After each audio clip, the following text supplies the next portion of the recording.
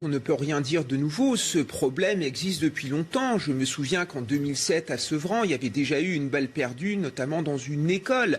À Marseille, en septembre dernier, il y a eu un homme qui a été blessé par balle devant une école maternelle. Et souvenez-vous qu'à Nîmes, une école a dû déménager à cause notamment du trafic de drogue.